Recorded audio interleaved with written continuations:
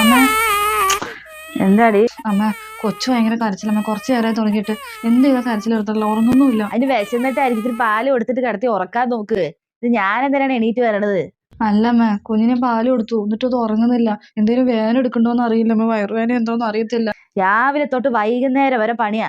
അതിന്റെ ഇടയിൽ ഇച്ചിരി നേരം ഭക്ഷണം കഴിച്ചിട്ട് ചുറ്റിക്ക് ഇത്തിരി നേരം കിടക്കാൻ കിട്ടുന്ന സമയത്ത് നീ ഇങ്ങനെ വന്ന് എന്നെ ബുദ്ധിമുട്ടിപ്പിക്കില്ല. ഞാൻ ഒന്ന് മയങ്ങട്ടെ, എഴുന്നേറ്റിട്ട് 100 കൂട്ടം പണിയാ കിടക്കുന്നത്. ഒരു പെണ്ണ് പ്രസവിച്ച് കിടക്കുന്ന വീട്ടിൽ എന്തൊക്കെ പണിയെടുത്ത് കഴിച്ചിട്ടാ? ഒന്നും നീ ചെയ്യണം. നീ നിന്റെ കൊച്ചിനെ നോക്കി അവിടെ ആ കട്ടിലിരിക്കുന്നല്ലേ ഉള്ളൂ. എല്ലാം പണിയും ഞാനല്ലേ ചെയ്യണേ. ഇത്തിരി നേരം ഞാൻ റെസ്റ്റ് എടുക്കാന്ന് വെച്ചാൽ അപ്പോഴും കൊച്ചിനെയും കൊണ്ട് വരികയാണത്. എന്താണ് മക്കളായ കുറച്ച് അമ്മമാരുടെ അവസ്ഥയൊക്കെ മനസ്സിലാക്കണം. കൊച്ചു കരയെ പോവുകയെന്ന് പറഞ്ഞ് വന്നോളൂ. നീ ആ കൊച്ചിനെ കൊണ്ട് ഉച്ചനെ പാല് കൊടുത്തിട്ട് അവിടെ കിടന്ന് ഉറക്കാൻ നോക്ക് കിടന്ന്. കൊച്ചു കരയാണെന്ന് പറഞ്ഞു. അമ്മ ഓ ഓ ഓ ഇല്ലുമ്മ ഇല്ലുമ്മ. അച്ഛൻ ടൗണിൽ പോയോ? ആ അച്ഛൻ ടൗണിലോട്ട് പോയി. എന്തേ?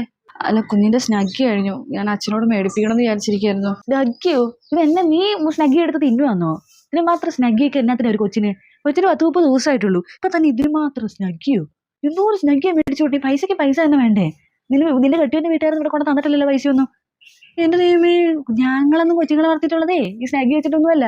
ഓരോ പിള്ളേരുടെ ഓരോ ഇത്. നിനക്കൊക്കെ പണി ചെയ്യാനുള്ള മടിയായിരുന്നാ. ഞാനൊക്കെ കൊച്ചുങ്ങളെ തുണി വെച്ചിട്ട് അടുത്തൊക്കെ കൊണ്ട് നടന്നിട്ടുണ്ടായിരുന്നേ.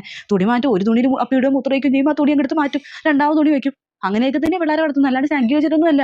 ഞാൻ അന്നോട്ടേ പറയുന്നുണ്ട് ഈ സ്നഗ്ഗി വെച്ചാൽ വല്ല കേടും വരുമെന്ന്. അത് പിന്നെ നീ കേട്ടില്ല. പിന്നെ പണമുള്ള പൈസയുള്ള കുറെ തള്ളമാരുണ്ടാവുമായിരിക്കും, അവർ സ്നഗ്ഗി വെക്കുന്ന കൂട്ട് നീ വെക്കാൻ കൂടെ. നീ അങ്ങോട്ട് തുള്ളാൻ നിൽക്കുക. ഇവിടുത്തെ പൈസയും കാര്യങ്ങളൊക്കെ നിനക്കറിയത്തില്ലേ? സ്നഗ്ഗി അല്ലെങ്കിൽ തുണി വല്ലതും വെക്കുക, എന്നിട്ട് അതെടുത്ത് കഴുകിയിടുക. അങ്ങനെയൊക്കെ തന്നെ എല്ലാവരും, അല്ലാണ്ട് സ്നഗ്ഗി വെച്ചോളല്ല എല്ലാം ഉണ്ടാക്കുന്നത്. ഇത് തൊട്ടേര് പിടിച്ചിട്ട് നീ വന്ന് പ്രസവിച്ച് കഴിഞ്ഞാൽ പിന്നെ ഇവിടെ ചെലവിന്റെ ചെലവാ. ഒരു ഗതികേടാന്ന് പറയുന്നത്.